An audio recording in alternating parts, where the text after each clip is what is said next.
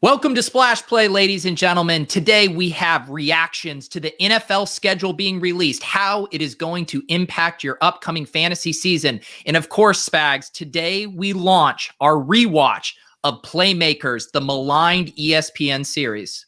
If there's anything out there that we know, the one way to stir up fan interest in 2021 is to dig into a show from 18 years ago that honestly some of the people who watch Splash Play may never have even heard of, but that's what we're going to do today, and I'm excited to talk about it, Pete, so let's hit that intro and get right to it.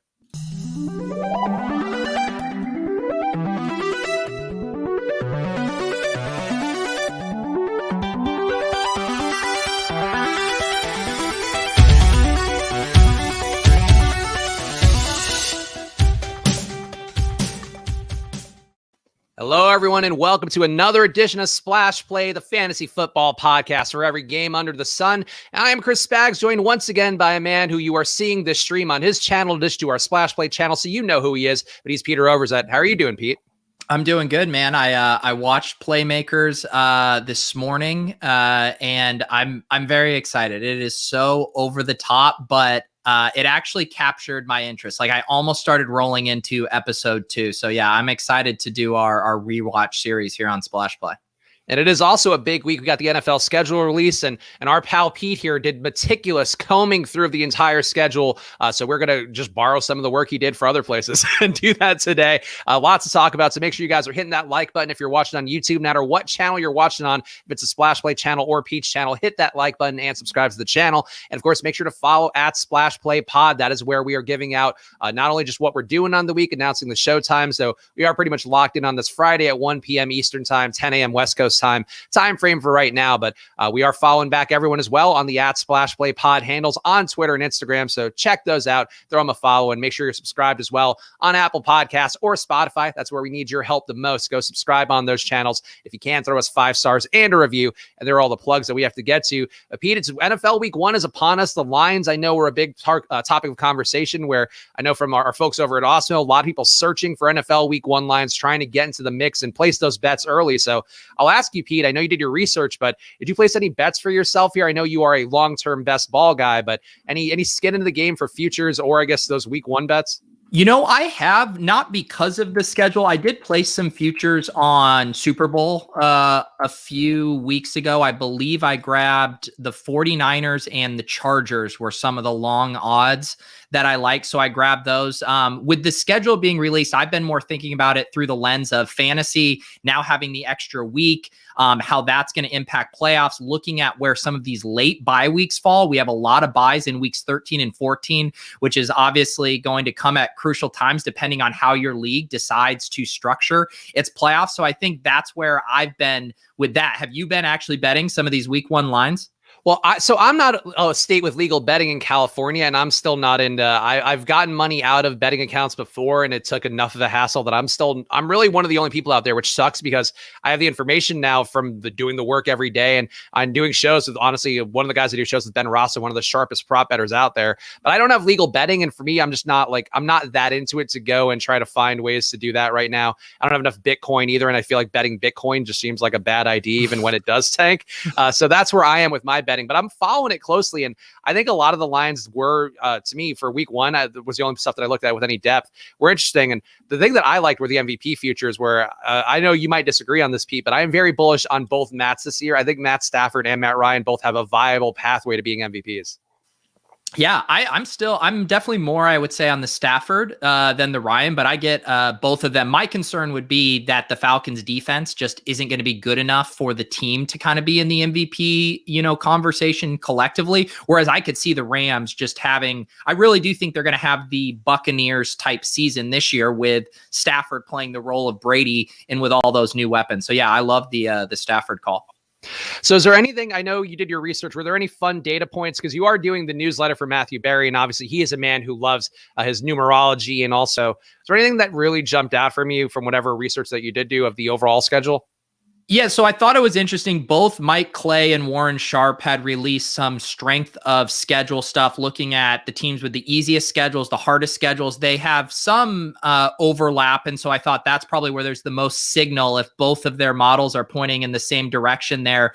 Both seem to agree that the 49ers have one of the easiest schedules out there. The Dolphins and the Bucks, both of them in agreement on those. The hardest schedules, the Bengals, surprisingly, which is interesting because the Bengals are kind of the darlings of best ball drafting right now. Everyone's loving loading up on them. The Lions have one of the harder schedules, which does not bode well for them considering how much talent they have lost this offseason. And then what's the other one there? The Steelers have a very tough schedule. So I thought those were kind of interesting as, people already starting to do drafts. It definitely is going to give me a little pause, when I'm thinking about some of those stacks, knowing how those schedules shake out.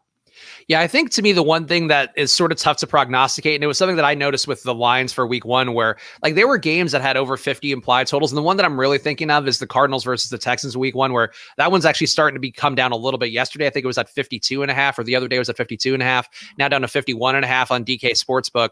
And I think there are some lines. I know this is something where I'm not betting it with my money, so I can't personally advocate that much. But I do think if you're a person willing to take on some risk, a lot of these lines were a bit inefficient to start the year, I think. And like two running teams combining for over a 50 total, I think is just not the most efficient line. So I don't mind taking some of those unders here. But I think the main thing is that we could talk about with this, Pete, generally is that we just don't know anything until training camp and preseason starts. And you can sort of make your guesswork and all of that. And I do think there is some value in making guesswork on bets right now. But for the most part, anybody telling you otherwise, I think is going to be mostly full of shit.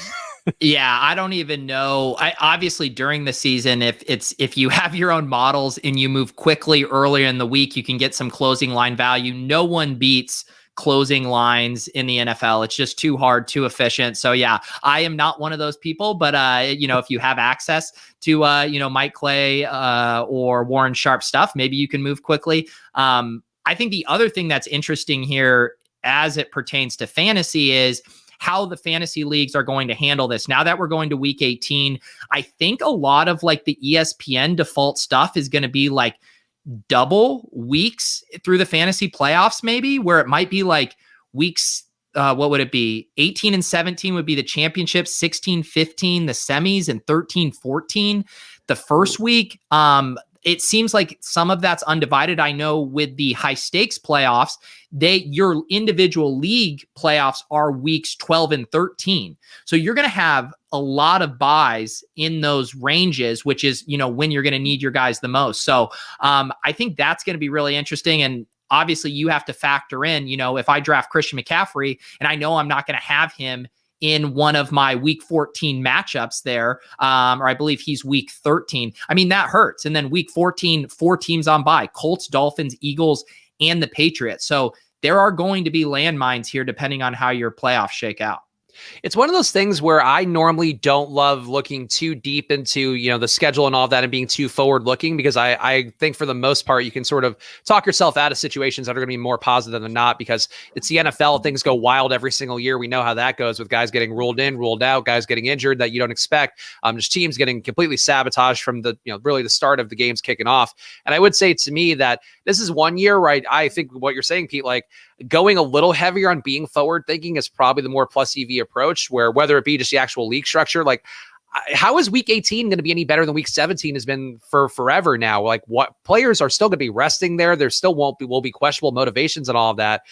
So I would worry about that part a little bit, but I agree with your take though. Like if you have guys that are just going to be on bye during when your league's playoffs, knowing that going in, it sounds like a kind of a stupid thing to say, but knowing the rules and knowing the structure of the league, I think is going to be just more plus EV than people going in and just kind of treating it the same way it's been every year, because clearly it's not the same as it's been every year. Yeah, I mean, I've learned that lesson the hard way in high stakes leagues, the FFPC, because it's more of an abbreviated regular season where you're already in your league playoffs weeks 12 and 13. Like, I was always building these teams that were trying to get really strong for the playoffs, but if you don't have a good enough record to get there, it doesn't matter. So I have been prioritizing fast starts more lately. And I think looking at this schedule stuff, getting one of those teams that have a bye later in the season can be helpful. Just knowing you're going to get all of those points early, rack up the wins, and then know maybe you have some cushion by the time the buys hit. Yeah, I think that makes a lot of sense. And I think definitely there's going to be layers of strategy there. And I would say just really to anybody out there, try to not let the layers of strategy trip you up too much. To me is the main thing. Like if you like a play, don't go like, oh, he's week 17. He's got a tough matchup against the Niners. I don't want to be there. Like that to me is the level of depth that I wouldn't go into. But knowing your guys are going to be available for whenever your league's playoffs will be. And a question I would have for you, Pete, I don't know if you're commissioner of any season-long leagues. I still am the one of my high school friends that's been going on for forever. I don't want to play week 18, and I don't even know that I want to play week 17, but I do like the idea of having a 2-week playoff situation, I guess, be a part of it. But how would you structure that if you're a league commissioner out there for somebody who's trying to keep together a league by duct tape and sheer hopes and dreams? Yeah, I'm with you. I don't want to have anything on week 18. I think, you know what? I think maybe I do like the idea of incorporating like a 2-week thing. Maybe it is for those teams that sneak into the playoffs or everyone who's playing. So like the good teams, the 1 and 2 seeds still get the bye. You still have your championship week 17, the semis week 16, and then maybe it's weeks 14 and 15 for the teams without the bye, and they do a 2-week playoff. The only issue then is like, well, what about the good teams? Then they're taking 2 weeks off essentially. And then, people like having action. So I'm not sure what the perfect solution is. What are you leaning to? I think that's what I would go for. I think what you're saying sounds about right to me. I think it's something where like I just want to see what the rest of everybody is doing and try to get a read from that, because I do believe there's going to be some wisdom of the crowds on how to approach just really everything. Your approach is both a league commissioner, your approach for building the teams and all of that. But yeah, I think there's just a lot of wrinkles to this that maybe give you more of an edge in a season-long league if you are somebody who's trying to play some of the high-stakes one or do some of the best balls out there. I think maybe more of an edge. But I guess the other part is that the sharper players are going to be in anything out there, whether it be the underdog or the FFPCs or any of those. Like the sharper players are going to have already figured this out. So I think there's always some cause for concern when things are new. I think when things are new, there's always a bit of an edge. Those first 3 weeks of the NFL season, I think, are the best case in point of that. But I just feel like people are going to figure it out, and I'm just going to be like, I'll be left holding my dick, basically. Yeah, hopefully there's like a consensus. I feel like in fantasy, we've been in this weird spot too, where there hasn't necessarily been a consensus on standard and PPR scoring. Everything, in more like expert leagues and hardcore leagues has trended towards PPR. Same thing with Superflex. Still the ESPN, the standards are the 1 QB. We're slowly moving to it, but you go read articles about advice and it's like, well, what are the league settings? That really impacts what you're doing there. So hopefully we'll get kind of a consensus on how people are doing these playoffs here soon. The only other nugget that was interesting to me, I feel like the Chiefs and the Cardinals, their bye in week 12 is like the perfect time because it allows for the fast start, but you still avoid the playoff landmines depending on when your league starts. So as if people needed any more incentive to draft Chiefs and Cardinals, I do like how their schedule lines up. So basically you're saying AJ Green stock soaring right now. So AJ Green's the guy that gets you off to the fast start for 2 weeks. And then he does the Larry Fitzgerald fade, which is like a known thing. Every year, Larry Fitzgerald, first 5 weeks, you get tricked into trading for him. And then you realize he's 55 years old and falls off. Poor AJ Green. I hope he has a good year in that Cardinals team that's probably still going to be running it down everybody's throats. But I think that sort of covers everything I have here. Obviously, we're going to talk a lot about this over the next few weeks because we're doing this podcast pretty much every week here until the season starts. So I'm sure we can find more ways to squeeze content out of the great debate about how to approach these leagues. Maybe we'll even just do an optimal league settings episode just to fill time, Pete. But any other thoughts for yourself, I guess, before we move on to the Playmakers deep dive here? We are, by the way, going to go real deep with the recap. So that's why we're allotting a lot of time for it. Yeah, I mean, just a few other kind of fun oddities about the schedule. Week 4 is interesting. We get the number 1 picks, Trevor Lawrence and Joe Burrow scoring off. Also in week 4 is Tom Brady's revenge game to Foxborough. And I guess people have been looking at his pace stats for when he'll surpass Drew Brees for the all-time passing record. And it perfectly lines up pace-wise for that to happen at Foxborough in week 4. So that's something to keep an eye on. Week 7 is going to be rough for fantasy. 6 teams are on bye that week. When you look at the bye week schedule, there's not like an even distribution. So week 7 is going to be a rough one. And then a couple more revenge games. Cam Newton revenge, week 9 against the Panthers. And then we also have Sam Darnold, week 1, gets his revenge early there versus the Jets. So I like that you think you have the optimism Cam Newton will still be starting by the time week 9 rolls around. That's actually a very good line. I feel like week 9 for the Mac Jones versus Cam is pretty good. I'm just not that much of a Mac Jones fan. Like, and Bill Belichick has been pretty stubborn, with his backup quarterbacks over the years. So I don't know. That one will be interesting. Yeah, I think we might disagree on this one. And it might be something that I've made at this exact point on the show, but I think Mac Jones being a system QB at Bama, going into another system that hopefully will guide him to be the best version of himself, it gives me hope here. And I think the fact that he's just not going to be throwing ground balls at his wide receivers probably from day one like Cam will, gives me some hope that Mac Jones starts. But hopefully for Cam, for his sake, he does get to that revenge game. And that is those are a couple of matchups. I do feel like the battle of the number ones, really hard to imagine Joe Burrow not winning that one. And I feel like that'd be a massive disappointment if he didn't. Yeah. I think Cam will be the quarterback if he stays healthy. But the question is, will he stay healthy? Yeah, that is a big question, and a big question too. If he can get that completion rate above 50%, I think is what we're really hoping for Cam this year. Anything else you want to hit on, or should we just jump into the Playmakers part? Let's jump into Playmakers. I think there can be some more interesting conversation around schedule with, like you were saying, best ball, like trying to figure out some of the late season matchups, trying to optimize for winning, $1 million prize pools. But I think we've covered it here. I do have to say there's a chance that I pitched something to Osmo, so we'll see how it goes. And no spoilers here, but I did pitch doing a daily best ball show where I just draft a team every day with whatever guests, I don't know, or co-hosts that I would have on there. So I'm hoping that's something they approve, because I also asked them to foot the bill on the entries. So I think because I would not play 5 best ball teams a week otherwise, Pete. So I feel like that's only reasonable. I think it's fair. Yeah, I added my show on Monday mornings, drafting an underdog mania team, and yeah, man, the problem is you get addicted, like you said, and then you're looking at your bill, and I'm like, I'm on pace to max this out, and when I do the math, do I have that kind of money to max it out? But I think I'm just resigned to doing that because I love drafting them so much. Use promo code Pete. That's actually an interesting thing too, because like that has to be a write-off, right? Like gambling, usually not a write-off, but if you're doing it as the exact baseline of the show, like it has to be a write-off. Yeah, I was talking to Jack Settleman about this. Yeah, I think it technically is. If you are doing it for content, yeah, let's write it off. Yeah, I mean, honestly, I'm doing all my DK entries every day and FanDuel entries for $1,000 a pop, all for the name of content too. So I would like that to be known for any IRS people watching the stream, though. I don't know if you saw there was a Twitter trending topic about, like, I guess people are less likely to get audited this year because the IRS has nobody available to do audits. So that's fun fact. Keep in mind that I got my news solely from Twitter trending topics, and I have to assume it's completely credible. Look at now, everyone's starting a show, so they can just you're just Periscope streaming, just so you can get the tax benefits. I do remember when I was first starting up, like my website Guyism from many years ago. That's, like, at this point only known for being Katie Nolan's first stop before her millions and millions of dollars of career at ESPN. And one of the things that, like, we had debated there was like the write-offs for content and all of that. And I think the one thing my account said was you can lose money on a Schedule C for like 2 years, but then after year 3 is when, like, they'll start to look at it weird. So if you're making money like Pete is making money hand over fist with the Deposit Kingdom and his merch and all of that, like, that's easier to write off than when you make no income and you're like, by the way, also I do a show that makes no money and I'm writing it off. Yeah.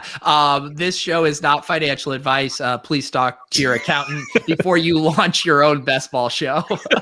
Yeah, keep that. I will be, honestly, might be launching the best ball show this weekend when I review my taxes before they go in. I'm sure you did yours bright and early, Pete. I have not done mine, and my plan is to do them either Saturday or Sunday. Yeah, I did get mine done, and it was a nightmare, and it was more like giving me stress thinking about this coming year, because I just feel like with all the NFT stuff and all the crypto, it just is getting more and more complicated, not to mention all the freelance stuff. So yeah, it's going to be a nightmare. Yeah, my one thing that I've learned as somebody who did survive one audit when I had that same company, and we made too much money to not get flagged, I guess, that one year, and because it was Schedule C, it was thorny. Make sure you're reporting everything. It's just the one thing I would always say to everybody out there. If you are somehow winning money in DFS, kudos to you. Make sure you're reporting that. Your crypto earnings, just put it on there, because the one time you don't report something, that is when you are guaranteed to get fucked directly in the butt, and then they will ask everything of your life, which is the not great part. So that's my non-professional advice as somebody who is thankfully thankfully survived one audit. Let's go and talk about Playmakers, Pete. And I guess let's give the caveat up top, or the explanation for why we're doing this, is that Playmakers is a show that A, I don't want it to be lost in the annals of time, but B, it came at a time that was interesting with ESPN, where they were sort of at an impasse with their relationship with the NFL and had some experiences where they were going against the NFL a little bit more. And that was part of why they brought on Roger Goodell, was to sort of tighten the grip on all this stuff and to make the partnerships, make them better, but better for the NFL really more than anything. And Playmakers was part of that, where ESPN put this show on, and then the NFL had the show killed after the first season because of what it covered. And Pete, as somebody who had no knowledge of Playmakers, or at least, only peripheral knowledge of it, just the overall take on episode 1, when you jump into this, do you immediately get why the NFL might not have been the most happy with its existence? Yeah, of course. It was like completely overly sensationalized. Like my thing was, it was shot like a soap opera. Like I kept noticing the music. Like normally when you watch, like take Hard Knocks or something like that, I'm trying to come up with anything remotely analogous, would be like, you have the music to like build tension, and then it drops, and then we build tension and the music comes back. This was just like tension building music, literally packed throughout the show. It was like every scene had the highest stakes possible, and it felt like they were filling a bingo card of just like every NFL taboo thing. And it was just like one after another after another. And I was like, this is unrelenting. Well, it's one of those things that I think was famous about the OC, and what the creators of that show had talked about. They have no correlation with Playmakers. They're not responsible for both Ryan Atwood and also the great things that went on in Playmakers. But one of the issues they had was that basically because of the way Fox was at the time, they threw out all their good ideas in their first season. And then by the time season 2 rolled around, they were like, well, fuck, we just did everything because we were just hoping to stay on the air. And I kind of think that's what Playmakers was too, where they're like, yeah, let's get every salacious thing possible. We'll have threesomes, we'll have coke, we'll have guys going off to do crack, we'll have PTSD, we'll have the old player, maybe he's going to be juicing at some point. Like there's all the shit piled up at once. Even the coach is pissing blood. That's how bad it was. Is everybody's having a tough time on Playmakers, and that's the main takeaway. But here's what we're going to do for the recap so you guys can play along. We would like it if you watch the episode. Obviously, nobody wants to listen to a podcast and do homework, so I get it. So we're going to recap them about as thoroughly as we can, and find a little beats of humor that went on throughout it and go through it. And let's start it off. Playmakers episode 1, game day. And I have some questions that we can hit on throughout, but I'll save them for the end. But I'll say the opener here opens up with the linebacker, who we later learned named Eric Olschick, is visiting an opposing player whom he paralyzed. The other player not very understanding about being paralyzed, Pete, as I guess many people often will be. And he said, Olschick heard from the doctor about encouraging signs, and the player responded, I wiggled my toe, asshole. I can't even feel my dick. So really getting out there right away. This is not your typical ESPN show with a paralyzed player who's really could have stand to be more magnanimous about all. And hang on, just so I understand, this was an opponent on another team, right? Yeah. This is the one that they kept flashing back to with him being traumatized over. Right. But I was like, so are they in the same city? Like he can just casually go to the hospital to give him DVDs? That was like weird to me. So here's what I would assume, because they were playing in their home colors, that it was a home game, and this guy got paralyzed and he just, I guess, stayed. Like they were like, we can't fly this guy out. Let's leave him in the hospital because he's paralyzed and he can't move.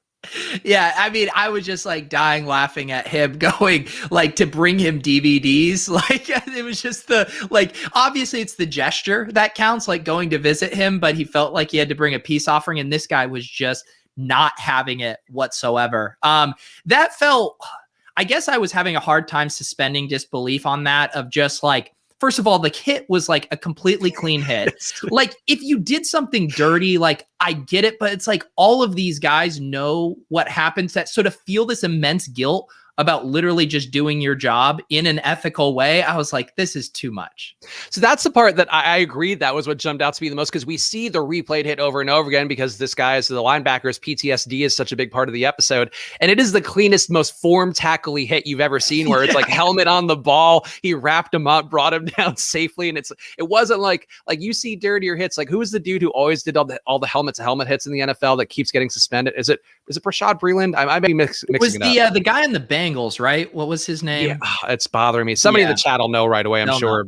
But yeah, like that to me is that's the hit I need to see happen. I get they just kind of filmed football footage probably and threw it in, but yeah, like that's a tackle they would show you in like high school football, where they're like, here's how you don't hurt your spine or your opponent, is just this the way he tackled him.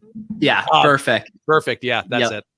So that's the one part here. Then we go to we're really meeting all the key characters right away. Aging running back Leon Taylor getting injections in his knee. There's a shady doctor, or seemingly kind of shady doctor, and the team drafted as a replacement in the first round. And the first thing that jumped out to me, Pete, much like the bad tackling, is that bad usage of draft capital by the team here. They should not have taken DH in the first round. Obviously, yeah. I mean, James Robinson isn't the perfect comp for Taylor because, James Robinson still is a young guy. But I mean, this is the Jags taking Travis Etienne here while still just having, James Robinson right there. And now, I'd like to imagine at Jags practice that Robinson and Etienne are squaring off in 40 races to determine who is the better running back once and for all. That was my other observation is why did he think he could beat the rookie in a 40-yard dash? Yeah. I think if there's anything you could beat him at, like Oklahoma drills, sure, go head to head, bang helmets, do that part. But a 40-yard dash, not so much. And then what I landed on was that maybe for football players, something we don't know. Maybe the 40-yard dash is like their equivalent of a duel because we've seen Tyreek Hill is challenging this guy to a race. We've seen Marquise Goodwin running that 40 yards of gold or whatever that was. We've seen this happen before. So maybe it's just a culture that you and I don't know as guys who didn't make it to the pros. I also love, it was almost like this language was known when he was like, let's roll. It was like everyone knows when you get in a beef with someone at the practice facility that let's roll means we're going to do a 40-yard dash where everyone lines up to watch it. Yeah, he should have schooled him on something like, let's do a quiz on how well we know the playbook or something. Yeah, there were definitely better pathways to assert his dominance as a veteran of the league, but no, and honestly, DH should have been faster. And that's something that I have as a later observation, but DH a little fat to be a first round running back, also a little fat to be doing crack. There are a lot of things with DH that I didn't find. He's kind of the Lendale White, I feel like, out of all those guys. Yeah, his lifestyle does not seem conducive to being a stud running back. I feel like that's another just funny thing. Now for these athletes, just for how competitive it is, you lose your job. I guess there's at some positions, these quarterbacks can get away with being a little out of shape, but I mean, speed and athleticism are the name of the game for running backs. And it's just I'm sorry, you can't be doing coke and missing practice and stuff and expect to be elite. I just don't buy that. I would agree here, but it was a different time. A simpler time was the early 2000s, I suppose. And DH, showing of that simpler time, we see him in bed with two girls, unused coke on the table, which to me just read as wasteful too. So DH not only not in great shape, not only clearly has some character issues, but also just leaving coke behind. I guess he got what he wanted out of it, a lovely threesome for DH. But I also just enjoy it's just an average day in DH's life, and they really go out of the way to set that table early on. No, that was my favorite thing of this is how crazy they want us to know the evening was, that they had to place one girl facing one way on the bed and then the other girl facing in the other direction. Things were so crazy. We didn't even know which way was up and which way was down. I also think too, maybe that's a pecking order thing where the other girl has to sleep like a dog on the bed closer to the feet. The other girl gets to take a pillow. So he's the bottom bitch. And then he leaves and he's giving her money. And instead of putting it on the nightstand, she just shoves it into the linens there and he goes back to bed. I also think, and it's something I didn't put in my notes, but now that I'm reliving the scene here, hopefully you guys are having the same experience as we talk about this. But the lineman guy who was his buddy, just kind of casually saunters into the room with where he just had a threesome and the coke line still freshly chopped up and unused. It just seemed odd to me that A, he would turn on DH like he did by the end of the episode, but B, that he's just sauntering in with the sex smells. I don't know what's going on there. Well, no, it weirded me out too, because honestly, I'm not going to lie. It wasn't until later in the episode that I realized he was also on the team. I thought he was just his handler, his guy, who takes care of him. And that's why he would have access into his apartment to help him out in these situations. That added up. And I was wait, this guy's on the team too, but he's just paling around with the new rookie. How did they become such good friends? And they're buddies. And I think this is also a confusing part because I thought when I watched the show initially that DH is a rookie, but I think the way they structure it where when Taylor comes back, he's oh, you had your 9 months or whatever. I think he's actually a second year running back, which I don't know that matters, but I was that just seems odd. You had a year in the pros, you had this experience and yet you're still, again, sneaking off to do crack and you need your offensive lineman buddy. And that's the thing too, if your buddy's this close and he's an offensive lineman, close enough to come into your room and help wake you up amidst your threesomes and your coke binges and all that. He's not friends enough to hang with him during a police escape and getting suspended one game. Yeah, that didn't quite add up for me. No, there was, I mean, shocker that some of these things won't add up. But let's keep going here. Another thing that might not add up. Even the coach has health issues, as Pete talked about earlier. Peeing blood is perhaps a sign of his prostate or kidney issues. And I just felt like the coach didn't need this. I know that they're trying to say like, oh, the coaches have stressful jobs. He can't even take time for his health and all of that. But I will say, if anybody out there, if you are peeing blood, that is prime concern time, really, no matter what age you are. Yeah, there's no one on this show that can just have things like humming along. It's like everyone has to have some like catastrophic ailment, vice, or relationship issues. Like no one's getting off the hook here. What did you think of the coach, by the way? Because I feel like maybe by the end of the episode, you have more of a read, but I feel like he was generic in a way where like he could be a good coach initially, could be an evil guy. And then I think we learned he's a little closer perhaps to the evil side by the end of the episode. Yeah, just about like how the casting and the way they shot him, I was getting more the evil vibes. I was not getting Coach Taylor from Friday Night Lights vibes from this guy. Yeah, and just every time like something was happening, he just had like a menacing scowl on his face. I guess when it was Leon's birthday at the in the banquet hall or whatever, he showed like a little bit of being a fun-loving guy, but for the most part he was all evil business. Also, Drico out in the chat saying a certain famous recent Ohio State running back was known for taking coke in Columbus. I wonder, I mean, obviously we're not reporting this, we don't know, this is not vetted though. If he had said reports say, I think we might have taken it more credibly, but I would say I don't know which running back he's talking about. Are we talking Carlos Hyde? I honestly don't know who we're referencing here either. Well, feel free to call him out, Drico. We won't but it sounds like a credible report. And shout out to the chat too, playing along here. A lot of people here who did watch the show. We appreciate all you guys who did take this journey along with us. Let's talk about the next big issue here. So this goes right from the coach peeing blood to Leon's big struggle right now, which is that there was no cream of wheat. And he is losing his fucking mind over it. And Leon, I feel like, I don't know if he's the most relatable out of all of them because it's hard to relate to an aging running back unless you're the birthday boy, Frank Gore. But like, I felt like his issues were sort of meant to be the most relatable, where he's just like, he's getting squeezed out. He's kind of like a Jack Nicholson in that movie where like they threw his stuff in the dumpster basically when he was retiring. Like it was sad for me with Leon. And I think I recall it does get better for him, or at least, there's more serious things, but just Leon to spend his life getting kicked in the dick, it seemed, this entire episode. It is funny to think, what is this, 18 years ago, where if you're writing a show, like the running back is the king, like who's going to be the prima donna? Yeah. Obviously, if you write this show now, it's the quarterback. That's the prima donna. He's the one that is mad that they don't have cream of wheat. Now, like a running back is upset that they don't have his like version of cereal. They're like, whatever, we'll just go to the practice squad and get the next guy to come do your job. So I just thought that was funny that like the world was supposed to revolve around him, and that there were even like catering to him, everyone, showing him respect, defaulting to him. And then I was like, sorry, dude, you're a running back. I'm not buying this either. Yeah, I agree. And I don't get his attachment to cream of wheat. I feel like it's a perfectly mediocre oatmeal. Like any other oatmeal would do the same job.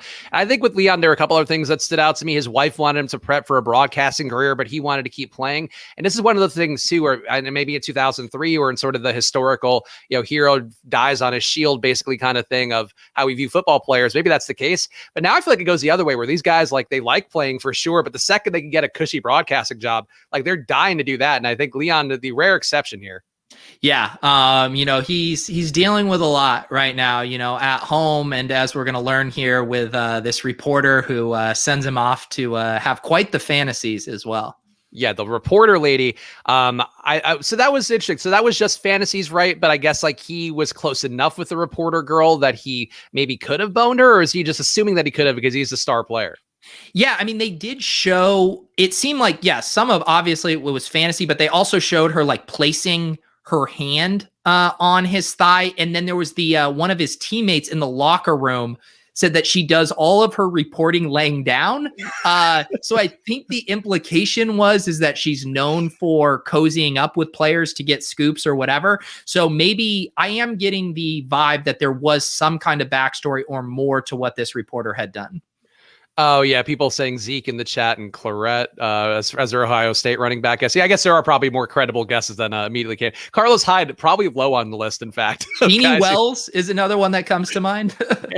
Really anybody, I guess, was credible enough. I also felt like the age jokes, to talk about Leon one more thing, like too many age jokes at Leon. Like I feel like the teammates wouldn't care that much, and the coach is like ribbing him about it too, and they're giving him like a rocking chair and all this stuff. Like I just don't think that would happen in real life. And I know once we start going down this rabbit hole of things that wouldn't happen in real life, you're probably going to find a whole lot of them. But I just feel like if you had the old player there, like I don't think Frank Gore gets those jokes, and he's actually 38. And like I really think that for the most part, they're like, oh, it's cool, like you're the old guy, whatever. They'll go to him for wisdom and stuff, maybe, but I don't think they're just like outright mean to him in front of everybody. Yeah, like when you think of that joke, like the over the hill joke, I normally think of it in two ways, like someone who's actually like 55 or 60 or whatever, or someone like if it was, let's say it was like a young rookie, and he just like turned like 23 or 24 and you're making a joke like, oh, you're no longer the young guy on the team. And it's like, you're still incredibly young. This guy, like who's kind of old for the NFL, but not actually old in general, like the joke, it's not a joke you would make. There's no way you're doing a rocking chair joke for how old did they say he was? Like 33 or 34? Yeah, I think so. Like he's definitely over 30, but I don't think that much over 30. So yeah, he's not that old. And two, like I think it's sort of the thing too, where they know like the rookie running back or the young running back is there who's already getting more touches than him. Like I just don't think they would be a dick to this guy who's been in their locker room for X amount of time and is clearly like, heralded as some sort of legend. It just seemed odd to me they would do that. But another thing that seemed odd to me in the dining hall scene is the rookies all had nicknames, including Mongo, Duck, and Cannonball. And then they're forced to sing a fight song while in just their jock straps. But then all the other players are cheering and applauding. And I have it noted here that it is both supportive and homoerotic.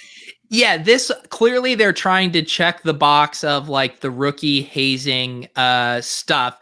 But to me, like how absurd those like G-strings or whatever they were wearing, like that felt like something that would happen in a players only meeting in a hotel room with just the players. I mean, this is like just at the buffet with all the team doctors and like the whole team. I was like, this seems oddly aggressive for a hazing. And no one even like flinches. Like no one's even shocked. Like, oh my God, look at what they're wearing right now. They're like, yeah, this is just another week here at the team breakfast. I mean, that's the thing too with hazing. Like I know hazing is now obviously good, in a good way, not quite as in vogue as in the past, but I feel like all the hazing things, like this is a story I haven't told on many podcasts or I think maybe ever. But when I was in college at USC, there was one house I was rushing, didn't get a bid because I had a situation where some girl drunkenly came on to me at sake bombing, and then I refused her, and then she spent the day crying or the rest of the night crying. It was a whole thing. Ended up getting a bid from another house at USC that was known for having an undercurrent of closeted homosexuality.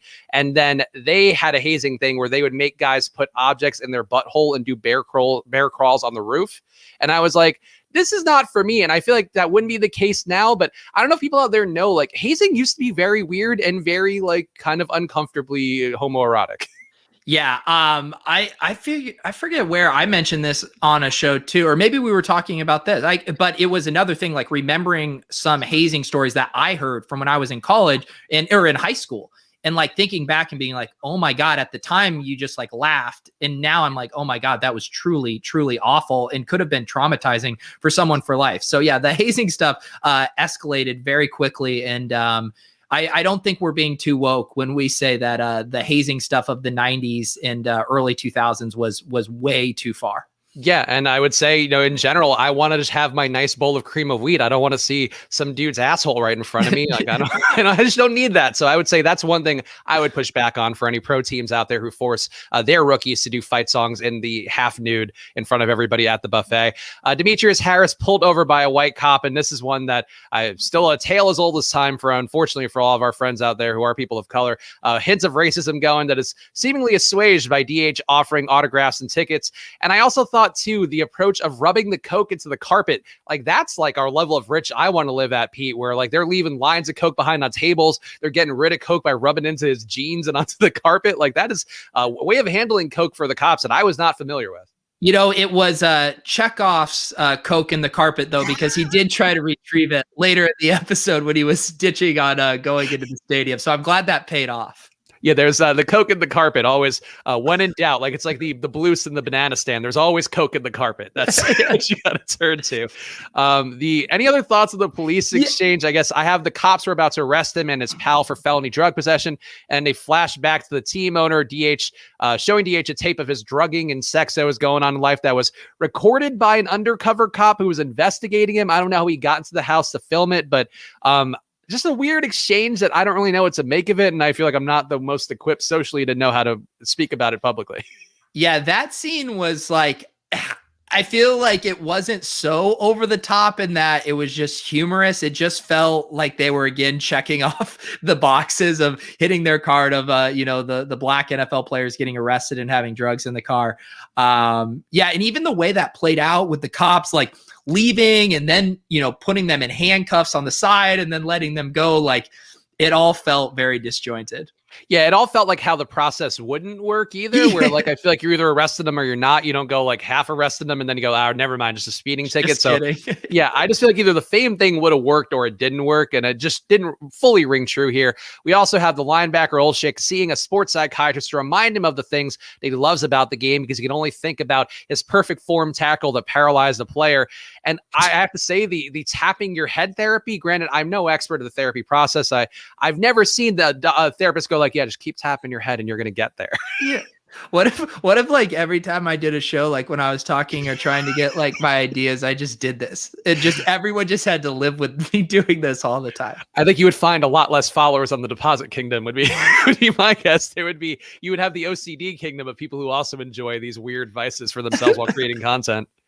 Yeah. I mean, it's just, I think like PTSD and stuff in general is believable, but like I also the stuff with his brother, like did I miss something or do we understand why that was such like the stuff with the eye black in the locker room from when they played together? You missed an important part. Yeah. So this is, I'll skip ahead to this part, but the linebacker's dad was his high school coach, made them work extra hard with no water in Texas practice, which is something that I knew in high school. So they should have known. Now I remember this. Sorry. I forgot about it out of order. Yeah. So the Corey Stringer death was around this time frame too. I think actually, let me make sure that's the case, but he was the guy who was doing ephedrine and working out or whatever, like I guess would do because that helps keep your metabolism low.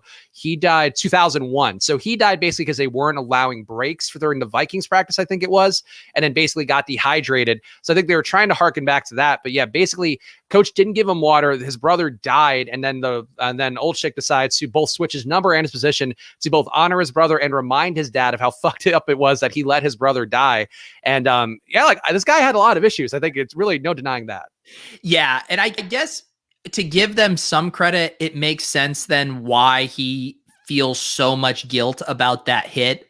Because at least we have this backstory kind of justifying it.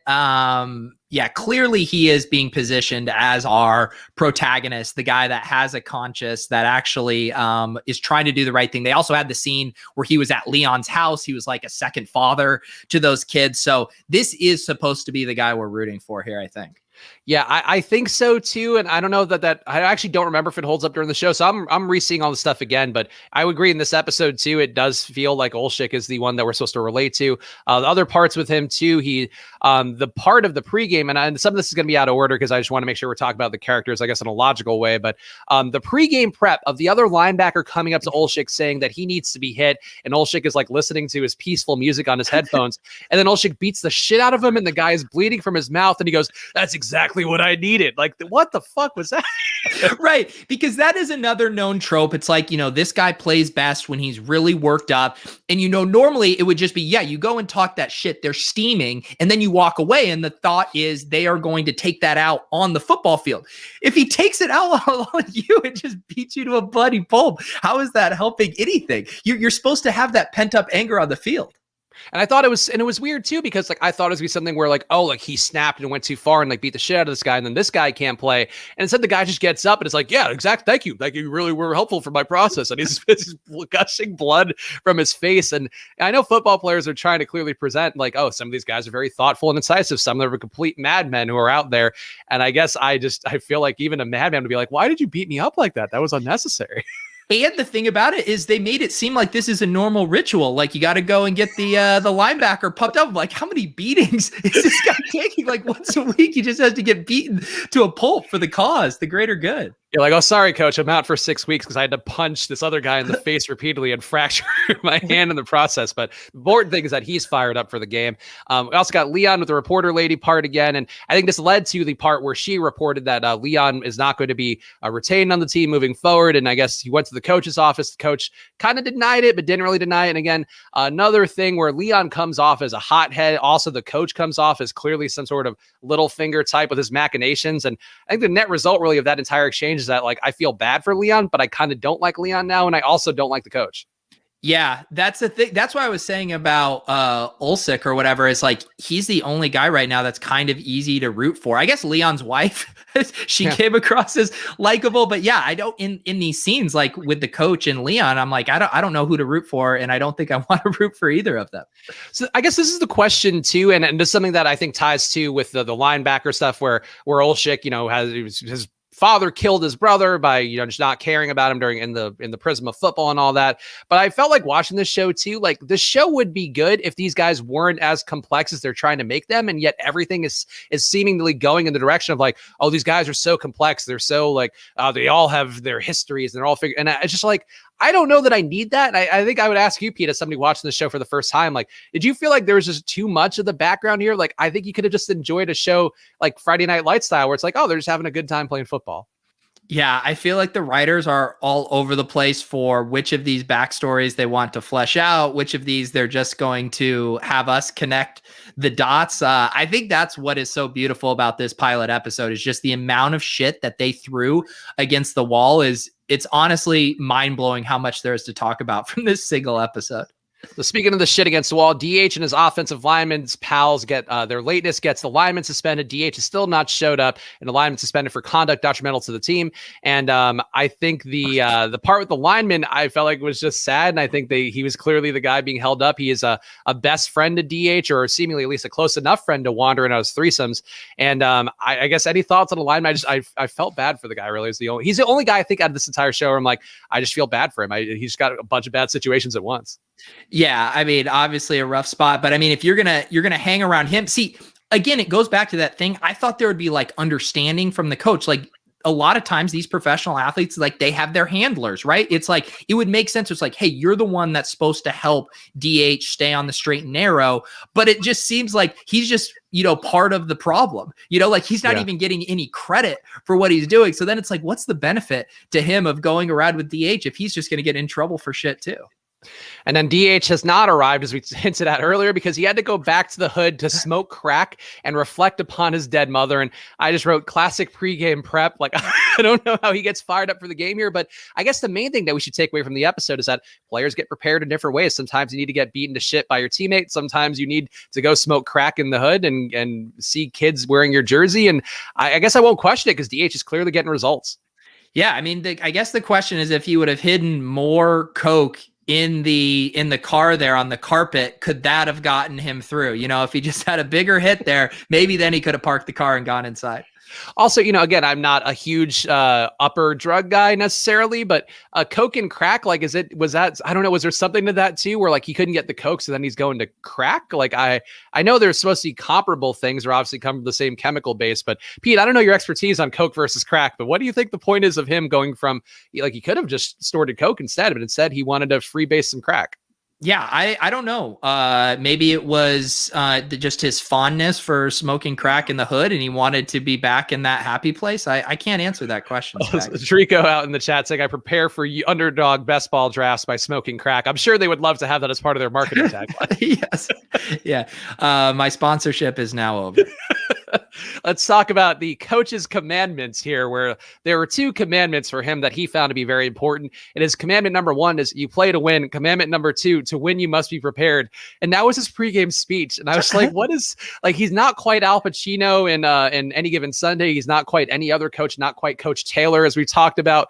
But in terms of a pregame speech, absolutely awful one. No game planning. The inspirational part was also terrible. I just feel like this coach, peeing blood, sure, but I really think there are a lot of reasons why he should not be a coach right now. shouldn't you at least flip that order around? First to win, we need to prepare, and then we go on the field and we play to win. It just seems like it's kind of the snake eating its tail, though. You play to win, but to win, you must be prepared. Well, now we're back to needing to be prepared, coach. So I'm completely lost. It also just felt like from a writing choice, like one of the commandments should have been like win at all costs or something. Because then it's like, okay, like this fits the theme of like when you're a playmaker, you get away with everything. That's a line that DH said with the cops. Like I get that stuff, but like I just feel like they could like make the coach one way or the other. Don't make this wishy-washy thing, and at least give them some substance, because those commandments like quite literally mean absolutely nothing.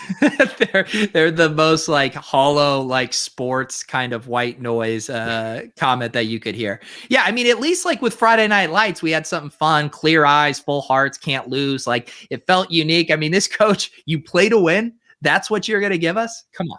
Also, Willis points out a funny thing, too, I thought, with the dialogue. Not 10 commandments, not 3, 2. Like, what happened to the other numbers? Like, why were the choices 10, 3, or 2? Like, how about 5 commandments? Yeah. It's closer to the Beatitudes of just do unto others that you would have them do unto you than it is to the 10 commandments, I think. But yeah, that is very much true.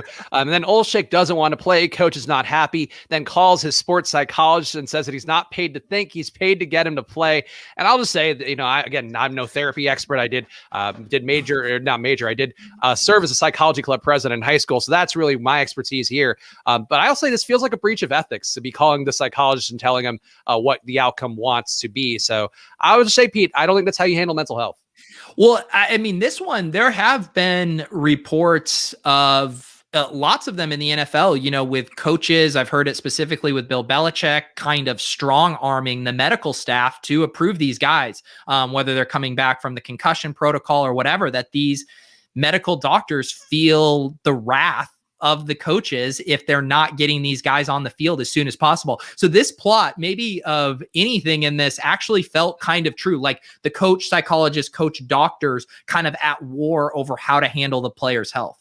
That's a good point. Actually, I think this might get the award for most realistic thing. Maybe that's an award we can give out at the end of the episode. DH makes it to the game before kickoff. Coach doesn't want to play him, even though the owner does. And then coach already told Leon he was starting, and then he has to rescind it because DH is there. And this is another one for me. Just I did feel like Leon was a hothead earlier, but poor Leon just getting his chain jerked around here, and I definitely felt bad for him. Yeah, I mean, why can't we just do a running back by committee? But back 18 years ago, it was one running back was getting 35 touches and the other was on the bench. I did say, and I have in my notes here, maybe this is why every team has split backfields now, because it avoids awkwardness if the star rookie is caught doing crack. So I think that's just good planning by the coaches now. Like we as fantasy owners and managers and whatever, like we get frustrated by that. But at the same time, you just don't think about the fact that one of the running backs might be caught doing crack and just not be up in time. Yeah. You know, I think Leon is a guy I would be willing to, you know, if I was in a high stakes money league and I needed to handcuff, I'm taking Leon in like the 12th or 13th round. I believe understudy is the term, Pete. I can't bring that back. The lineman is mad that he is suspended and DH is not. The lineman threatens to tell someone and then opts instead to not go to the media and just flips everything and breaks everything in the locker room. And I didn't quite understand how this is what inspired Olczyk to go out there and play. And I guess the quote that he had was play angry, take it out of them. That's what makes you great. That's what makes you a killer. I just didn't get why that was a connecting thought where he's like, oh, this guy's going insane and basically hulking out in the locker room, breaking training windows and all that stuff. And then Olczyk is like, yeah, this is what I want. Yeah. Well, they're clearly setting that up as like, he is someone that he has this duality of like his kindness and his soft-heartedness, but then to actually get to the level where he performs, like someone has to massively upset him. So it's someone, you know, screaming in his face or someone ripping up the locker room. I don't think this is sustainable for the amount of things you have to do to trigger him into playing well. So here are my post-episode questions, and I will give some awards too, and I think we'll kind of have to hone these as we go. But the questions that I had from this episode, the first one, and this is sort of an obvious one for the kind of show we do, but who has the most fantasy upside, I think, has to be very easily DH. He is a star player. The quarterback is kind of a non-entity, so we have to assume it's not a passing offense. DH to me is the fantasy stud out of this entire team. Yeah, we need more skill position players introduced. Can we get a wide receiver, a quarterback in here so we can get some other guys in the conversation? I guess I'll take Olczyk in an IDP league as well. Do we even know the team's name yet was another question I had because I was really racking my brain. I know they have a logo. I have no idea what they are. I think I saw Cougars. Okay, do you want chat or does chat know? Let's see. Playmakers team name, because I don't recall it being Cougars. I feel like they were the Sharks, but I might just be thinking of Any Given Sunday. I thought I saw a sign in the locker room that said Cougars. You are right. Depicted the lives of the Cougars. Wow, good job, Pete. You're paying attention on a level I was not. Well, minus missing the whole part about Olszyk's brother dying. That was actually a core tenet here. So I'll add an award here. Most unrealistic moment of the episode. What do you think that was? Oh my God. There's so many to choose from here. I do think Olszyk just like beating the shit out of his own teammate in the locker room in a mutually agreed upon, like pumping up way was just so absurd. I think that one is a strong one. I also think the cops arresting them, then unarresting them was sort of unrealistic in a way that, to me, I just don't think made the most sense. But I think those are two strong candidates. So I'm inclined to go with your one. I just can't imagine a guy wanting to be beaten to the point of being bloodied. One punch, sure. One slap, sure. Multiple punches to the point where it looked like American History X of a skinhead doing something not great. I would say, to me, that's probably a bridge too far. Who's the asshole of the episode is one award that I had here. And I don't know which way to go with this one. I'm curious which way you would. I think it has to be Leon. I mean, anytime like you're throwing a fit because of the cream of wheat, like that's the writers telling us this guy's a massive asshole here, like being so threatened by the rookie that he has to challenge him to a 40-yard dash. He seems like the typical prima donna asshole so far. All right. I will agree with you on that one too. I think you maybe could offer up some other guys. DH clearly seems like a selfish asshole in his own ways, but I think there'll be episodes where DH could win the award. I would agree Leon's the asshole here because like we always talk about guys like handling different situations with class. And if you just tore up your knee and lost your job and then they have this high profile rookie, like coming in and not making waves and doing your job, like that's sort of what a leader would do. So I agree. And especially the fact too, Leon has his wife who just wants to be happy, wants to raise their kids and have him be not getting concussions every week, not getting knee injuries. And instead he's just like, no, I have to go out and play and race this young man and lose him. like he is the asshole. An award for moment that made the NFL most mad would be my question for you. And I think there's a lot of things that they could point to here, but I think the one that would make them the most mad would just be the fact that DH is waking up with women and coke. And I think that's the stupidness of the NFL, that clearly is something that, like, out of all things that happened, probably the most realistic moment of the episode amidst all the things. But I bet them seeing that, they're like, our players, they can't be perceived like this, even though it's exactly how we perceive them anyway. Right. Like, one of the most damning things probably is like, even just like the player getting shot up with the cortisone stuff, like some of the actual medical stuff and the implications, even in that should be the most concerning because it's actually the truth of what's happening and not a good thing. But yeah, I guarantee it was the crack and the coke storylines that they didn't want to have their brand associated with hardcore drug use like that. Also, some good candidates from the chat, too, for the most unrealistic moment. The linebacker just deciding that his PTSD is fine and he can play. Going above the coach saying he pissed blood. The owner deleting the incriminating footage. So there certainly are a lot of unrealistic things here. I have to say that I would give let's do this award, too. The cool bro of the show award goes to the owner just being like, hey, man, like I get what you're doing here. Just take it easy. I suggest you just chill out with it. And then no real punishments, no serious nature of it. I feel like that's kind of the cool dad I want my NFL owner to be. I love how he pops out the VHS tape and is, just kind of taking it. Like there wasn't anything like with even breaking it really hard. He's just ripping it out. Yeah, he's the chill dude. He definitely getting like Jerry Jones vibes from him of like, hey man, I've been there. Trust me. We've all done a rail of coke off of a stripper in a bathroom. Just don't do it again. All right. We need you out there on the field. I would say too, the fact that he like clearly was pushing them to play DH, even though like the coach would have been perfectly content to play Leon instead, like really just a bro all around. The owner loves DH. And I think that's something that's what you want from your bros, especially when they're paying millions of dollars a year. It's true. It's true. The last award I have is Playmaker of the episode, but are there any other silly ones you want to throw into the mix that we can probably revisit weekly? Yeah, I mean, maybe. Yeah, I'm trying to think of something with the rookies, with the dance. There, in a lot of ways, they were kind of the playmakers of the episode. They just they got it done right there in the breakfast buffet dining hall. We'll say that's the teammate bonding of the episode. Yeah. because I feel like that will be a thing that occurs a lot. And honestly, I did feel like, sure, it's embarrassing for those rookies, but they were really being applauded and cheered in a way that I thought was nice and positively reaffirming. So I think they get the teammate bond in the episode. To me, the playmaker of the episode has to be DH. You talk about a guy who traveling all over the place. He's fucking 2 girls at once. He's doing coke. He's going to take time before a game to go do crack in an abandoned house that while thinking about his dead mother dying, that he still shows up to the game. And we have to presume plays pretty well. I feel like DH really sums up everything here. He is the playmaker of the team in a variety of ways, and he is throwing a lot of content out there to digest. I'll give an honorable mention to Olczyk, though, because think about this. He's going to the hospital, dropping off DVDs. He's going to Leon's house, playing fun games with his kids. He's going to see a psychiatrist. He's getting in fights in the locker room. I mean, this guy is absolutely everywhere. I would say him and Demetrius are neck and neck.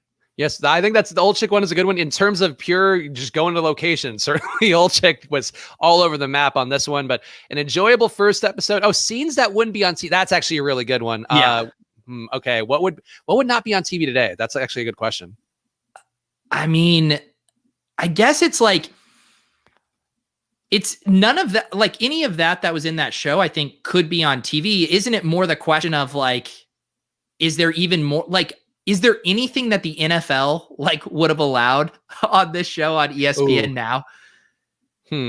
So I think okay.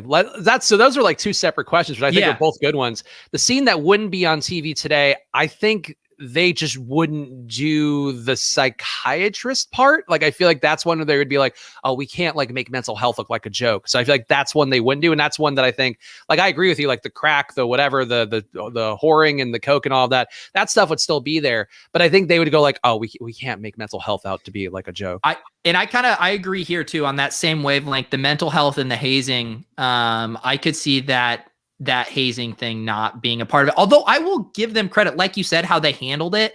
Like it was what they were wearing was, they were debasing themselves, but there was this not like, they weren't like throwing shit at them or like treat like they were celebrating it in a way that I feel like maybe you could get away with it, how they wrote that. Yeah, like it could be like comedic fodder amidst an episode where there was not a lot. The scene that would make the NFL the most happy, boy, that's a tough one. I feel like for the NFL, it'd be like, oh, the coach ignoring his pissing blood and just showing up to work, clocking in, still running the team. Like, I think they'd be like, yep, that's the kind of guy, that's the Belichick type that we want to see. Yeah. I don't know. Yeah, maybe the players doing a 40-yard dash to settle their beefs. That's how they want all beefs settled. That's probably a really good one. That's when they're like, can we get a 40-yard dash scene in every episode? Because that's really where we think the brand is. So that is it. Okay, I think we got some structure to move forward here. So next week will be episode 2. Next episode is the one that we teased last week. The Piss Man is the title of episode 2, and it is going to come out strong. We'll tweet the links to the episode out. We also have one that I gave Pete a VIP one where it's all 7 hours of the episodes in one and does not have the watermark on it. So if you had an issue finding the episode, we'll make sure to link to both of them so people can check those out. But any final thoughts, Peter? You just want to do some plugs and get out of the way? Yeah, no, I'm excited to keep watching. I know no spoilers or anything, so I will be enjoying it. And I would say hop in the Deposit Kingdom Discord and the Splash Play channel. We can talk more about it. I'm sure you guys have some other things that we might have missed that would be fun to discuss. So yeah, we'll keep the conversation going in there. Yeah, follow at Peter Overzet, follow at Chris Bags. Make sure to follow at Splash Play Pod as well. As we talked about, we're following back everybody on there because that's the kind of community we want to have on here. Make sure you're also subscribed to Splash Play on Apple Podcasts or Spotify. Apple Podcasts in particular, help us out a bunch and throw us 5 stars and a review. That is something that we greatly appreciate, and maybe we'll do some prizing for that coming up in the coming months. But right now, just give us some love here and go give us 5 stars and a review on Apple Podcasts. We appreciate all of you guys. Tune in next week for our episode 2 recap. We'll see you guys again soon. Enjoy your week.